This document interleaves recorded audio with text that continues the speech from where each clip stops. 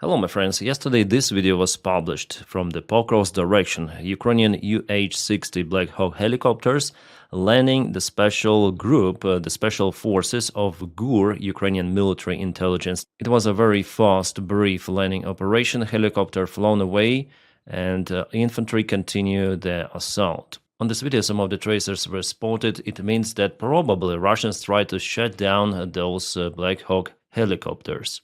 As you might see, this Ukrainian infantry group is dispersed along the field. It is a very smart move not to let Russians to kaput everyone with the help of several drones or single drone strike, artillery strike. Here is our soldier and below here, maybe here, and they all go to the same direction.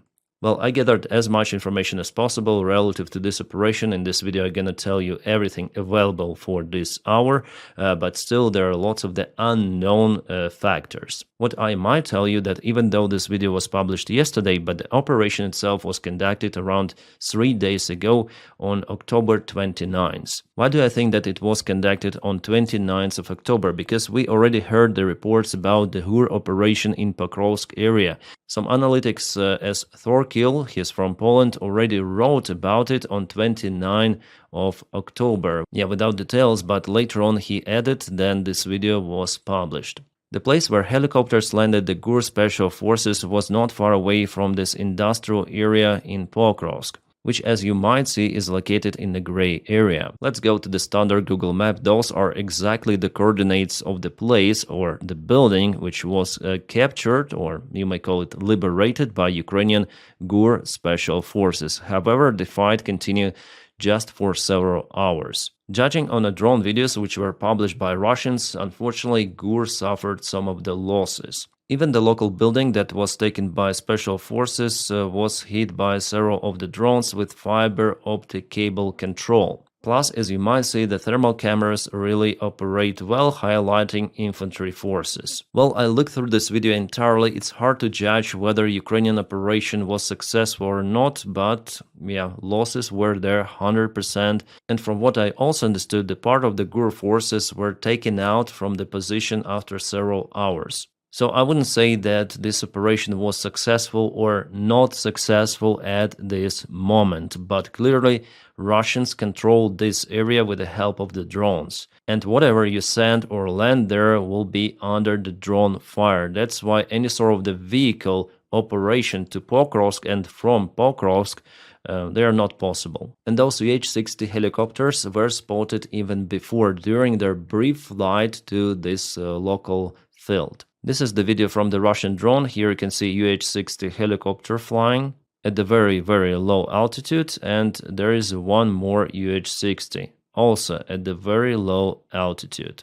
Yeah, here it goes, very close to my image, but clearly it is a UH-60. I think Ukraine has 3 of those. By the way, one was purchased by Czech people. They gathered some of the money to purchase the helicopter. I think it was back in 2022, so Ukrainian special forces used those helicopters in different missions. As you might also notice, this drone's task is just to stay on the road and wait for Ukrainian vehicles. So the drone operator is just monitoring the road, and then he witnesses the vehicle movement, he just lifts off and flies into it. In this case, the attack is happening very fast, and Ukraine is also using this technique. This video was published today, filmed by Ukrainian soldiers. They say that several of the vehicles were kaputted by those drones, and they found the one just staying on the road. It's the fiber optic control drone, and our guy just cut this cable with his mouse.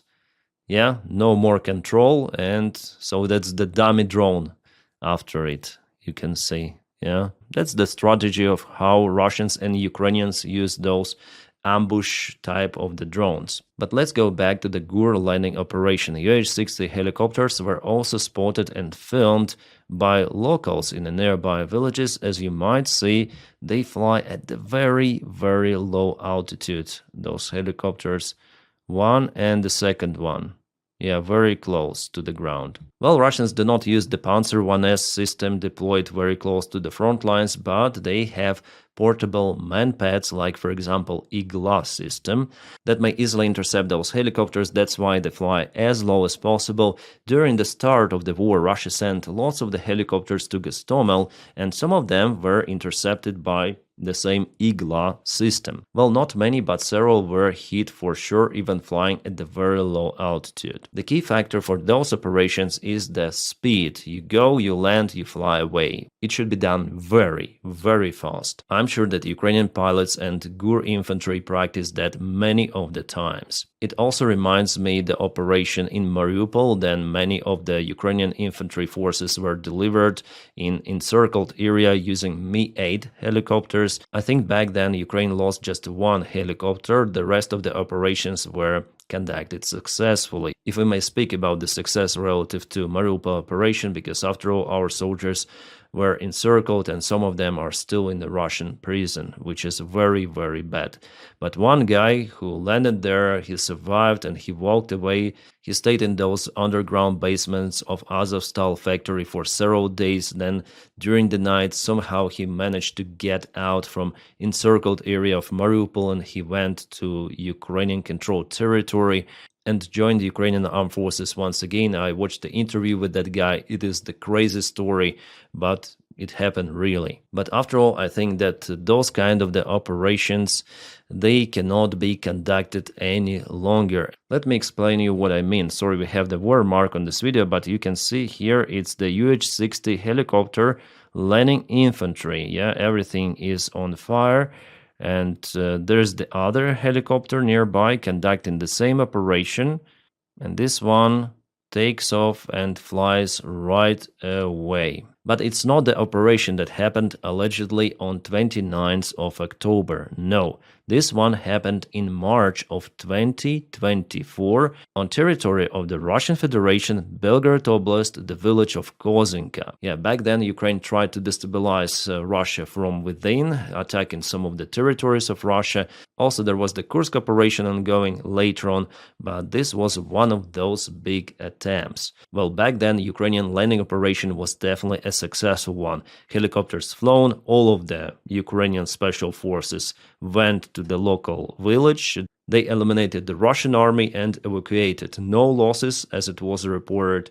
Perfectly done, conducted by Ukrainian GUR. And the key factor for this success that Russians were not ready. They were caught off guard. There were no drones. Russians had not enough forces to repel the sudden attack, so they were flat-lined. But here, if we speak about Pokrovsk direction and Russian army that concentrated lots of the drones and forces in this particular spot, I think that those landing operations, they're just useless. Because every freaking movement is being controlled by surveillance drones, by FPV, by Mavics, and so on. Yeah, by the way, here you can see this landing spot, so I was right about position. It was geolocated and confirmed by the Myco Sense 3 analytic. Unfortunately, guys, this operation lasted just for several hours and unfortunately Ukraine had losses. So our guys moved by not more than 500 meters, I would say, till reaching this building, and they were already encountered Russian drones. Right away they flown because it's very short distance to the Russian control positions.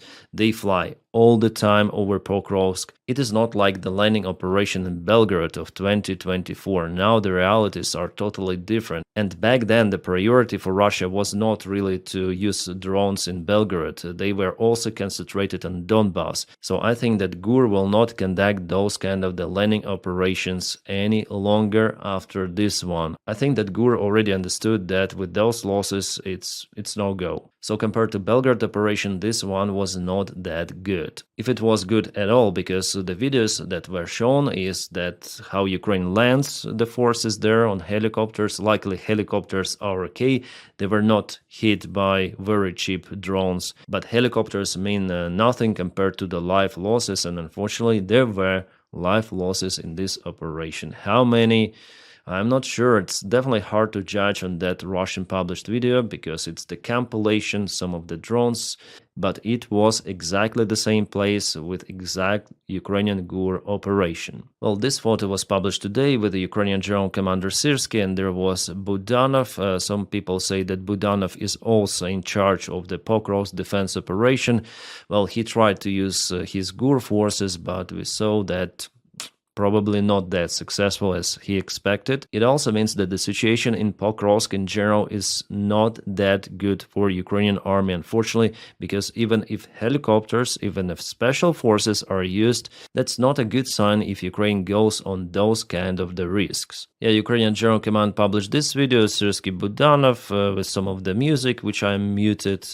They all look at those maps. It is hard to tell where they're being located themselves, but definitely they're concerned about Pokrovsk. As I am actually, there are some of the videos which were published in internet by our guys. I cannot show you them all, well, at least on this platform, but I may say that the intensity of the drone strikes from both of the sides, it's very, very huge. And for infantry, for our guys especially, it's kind of hard to operate out there. Usually they move from one building to another very fast, very briefly. And if they're spotted, there will be for sure numerous of the drone strikes on their positions. Well, even though Putin and the Russian military command tells about the full encirclement of the Ukrainian army group in Pokrovsk and Mirnograd, it is not happening for this hour. We may see that from Chervony Liman and from Pokrovsk itself, Russia is unable to close this gap, but even though there is no physical encirclement of the Ukrainian armed forces in Pokrovsk and Mirnograd, there is an operational encirclement. Well, this term, I guess, is absent in English, but in Russian and Ukrainian,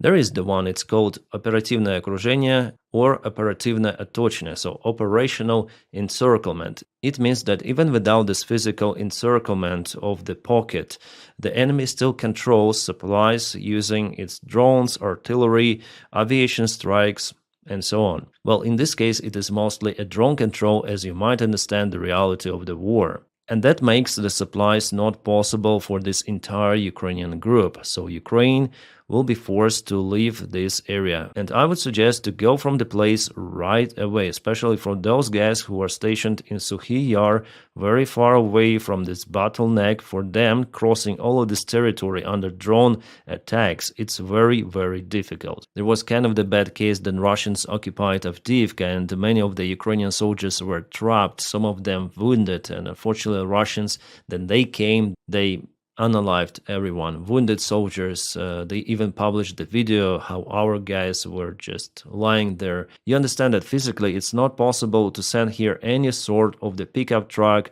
evacuation vehicle, even tank will be kaputted by Russian drones right away. It is a reality of war. Unfortunately, Ukraine is facing it, and this helicopter landing operation was conducted just for tactical case. It's not the strategic unblocking of this pocket. No, it was just some very local thing, and the reason is known for Budanov himself. I cannot explain it from my perspective. I'm not aware about many things which are happening on the front lines, also in Pokrovsk, but judging on those kind of the videos published, we may came out with our own conclusion. With the military maps, with the drone videos, the general picture is understandable. The fights for Pokrovsk intensified. They're ongoing in the central part of the city. Ukraine tries to repel still Russian attacks. And Russians are not yet able to send their main forces because Ukraine also is using some of the drones. As it is reported at this hour, Ukrainian military command stated about the improvement of the situation in Pokrovsk. Well, with the military map updates, I don't see for now this improvement. Maybe tomorrow morning I'm gonna tell you more information about what kind of the improvement. What I see that Russians are now trying to take Rodinsk under control. They deployed even infantry vehicle there, which was kaputted, but they also operate with their artillery. And it is not a good sign. If Russians take Rodinsk, it's a no-go for this entire Ukrainian group. Well, Russians say about thousands of the Ukrainian soldiers potentially encircled here. No, there are way, way less. Because of the drones, again, Ukrainian forces are deployed here and there in Mirnograd and Pokrovsk, just occasionally. We are not speaking about the Bakhmut defense that Ukraine conducted with lots of the losses. Those kind of the cases will not repeat here, but still there could be very bad situations for Ukrainian infantry, especially, as I mentioned, far regions of Suhy Yar or maybe the southern part of Mirnograd. Well, in the north here, you can see that Ukraine takes more ground. Those are the good news. For the last 24 hours, Ukraine propelled forward, and here are just some of the occasional Russian groups being mostly trapped between Ukrainian positions in Shakhove and also Ukrainian positions in Novoshachove. I guess in the coming days they'll have to surrender to Ukrainian army or somehow to go to Pankivka, which is just partially under the Russian control. You know, guys, yesterday I watched this channel Combat Veteran Reacts, where he said also about Pokrovsk situation.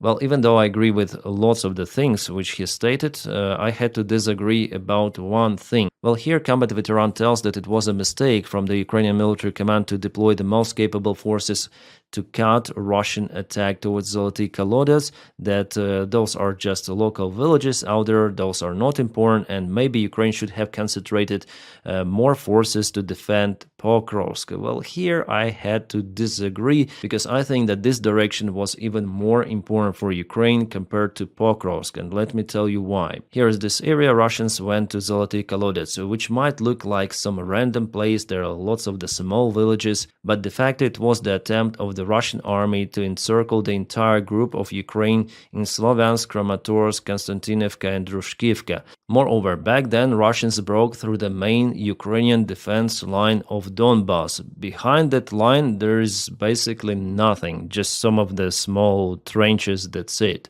Behind Pokrovsk you may see there are still defense lines, and the main Donbass newly built defense line is ongoing through Zoloty Kolodets, Dobropilya, and here we go. So even if Russia occupies Pokrovsk, it's gonna be a very hard task for them to propel forward because Ukrainian forces they will just withdraw from this area and they will take the next defense lines and the next until the last one, in a worst case scenario, of course. For this reason, it's important for Ukraine to save the lives of our soldiers. That's the main task.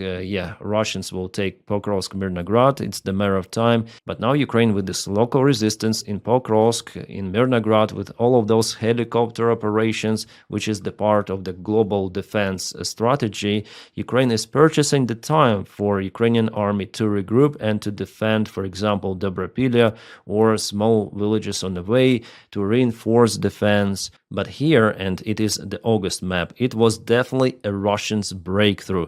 Ukraine was not expecting this Russians move.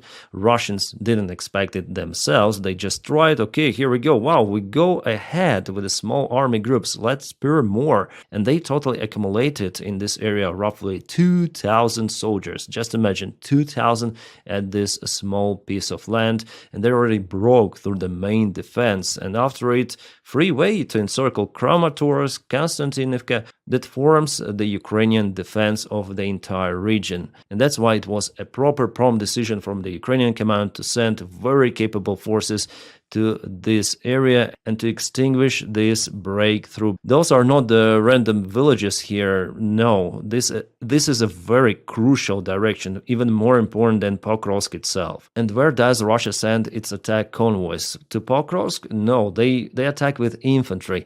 Here are multiple of the attacks of the Russian army. They try to boost it further. They want to get to Shakhov and then proceed to Kucherev Yar, to Zoloty Kolodets.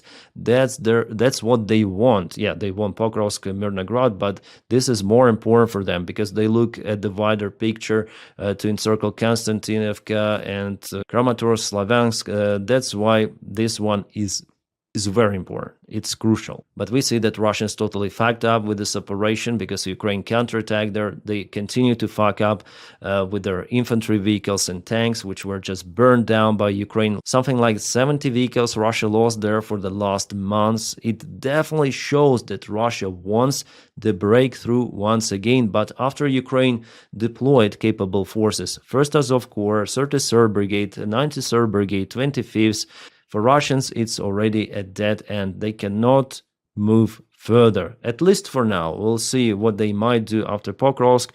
Maybe they're gonna send reinforcements here and try this very slow attack operation as they did in Pokrovsk, advancing with 1, 2 soldiers, 3 soldiers maximum. That's why, by the way, they were successful at the first time in Zoloty Kolodets, infantry vendor. Oh, Ukrainian defense has a gap here. Let's go with more forces. So letting this breakthrough happen was a mistake of the Ukrainian defense.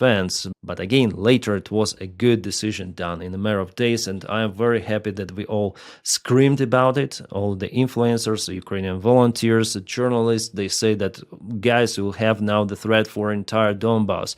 Okay, Ukraine has to react on that. So this is very nice operation. At least here Ukrainian military command was, let's say, competent. And about Pokrovsk, Mirnograd, Ukrainian military command may conduct some of the counterattack actions just in attempt to move Ukrainian army out in more or less safe manner. And I hope that the worst case scenario could be avoided. And yeah, here's the northern front line. It shows a little bit movement of the Ukrainian army, and the Russian group, it will be just forced to surrender 100%. And the update in Pokrovsk yesterday, today, expansion of the gray area, and Russians are moving towards Moskovsk from this area. And as every day Russians take the ground in Dnipropetrovsk area, so here is the new update. Yeah, here they moved quite fast, and they're very close to Pokrovsk. The Ukrainian defense in the southern region is kind of weak. Russians unfortunately will propel until they reach this river with the Ukrainian defense and Pokrovsk itself. Kupiansk, well, there is no update for today. Everything as it was before. Russians are in the central part of the city fighting with the Ukrainian army group. About Rodensk, I checked out the information coming from our channels, and they say that Russians are using, yeah, definitely those are the thermobaric shells from the TOS-1 Solntsepek. They devastate absolutely everything. It's like a remote flamethrower. You cannot hide from those shells in the trenches, in the buildings. The only way maybe is to go to the basement and close somehow the access for the fire, for pressure, because it burns everything around the vast area. It is the most devastating weaponry, very hard to escape it. And just after those strikes of the Russian Solntsepek system, Russians sent infantry forces to Rodensk, but that attack failed. And we have the confirmation even from Robke, who stated that Ukraine used some of the strikes on Russian positions and Russians had to retreat, so Rodensk is still under Ukrainian control. Well, the good thing that Ukraine continued to hit Russian supplies behind the front lines. This is the occupied Kurachovo territory.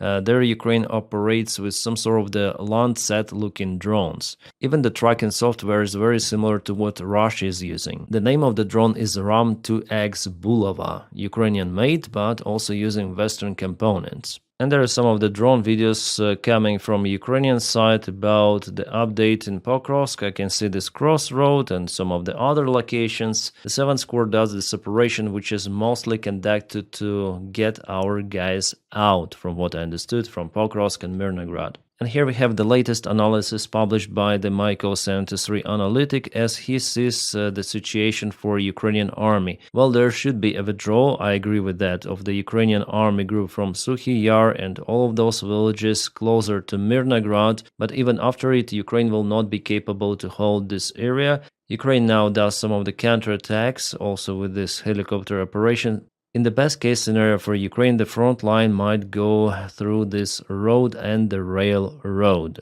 It could also go like that, but I believe that Russians will be capable to get this area under their control. So this northern line could be a new defense line for Ukraine. Well, we'll see how it goes. It's for now the most logical outcome, but for this scenario to work, Ukraine should cut Russian advancement in the northern area. So far, then Ukraine keeps Rodensk under control. It is possible to do. And to the other news, yesterday Ukraine launched one of the biggest drone attacks on Russia. Hundreds of the drones penetrated into the Russian airspace, hitting even Moscow itself. This is some sort of the new Russian discotheque style, which were caused by electrical disturbances. There were also multiple of the blackouts. For example, in Zhukovsky district of Moscow, that's the place of the Russian airfield. You can see the part of the Moscow is okay, but the part there is no light. And here, those are just the flashlights, some with a laser point. Yep, it was like that. And it's not a small district, it's the big, wide one. The central part of Moscow is still okay. So if Russia wants to disturb Ukrainian logistics, Ukrainian energy sector, it may backfire on Russia because Ukraine is capable to do it. Что-то прилетело. Вон, в мишке горит. Okay, locals report about some of the kabooms happening in Crimea. I cannot define the exact location, but for the next day, Ukraine targets Russian occupied territories or Russian territories. As well as Russia today sent the ballistic missiles to Chernigiv Oblast of Ukraine, which is bordering Kiev Oblast. My friends, thank you so much for supporting my job on Patreon. The link for it is in the video description just below. And on membership of this YouTube channel, you may just check out join button, press it, and you'll join my membership to support this channel. If you don't have that opportunity or you don't wish to support me in that way, just press your like to this video and subscribe for the channel to boost this video in YouTube algorithms, because it is also helping a lot. Thank you so much for it. My friends, I wish you all a peaceful sky wherever you are and have a great time.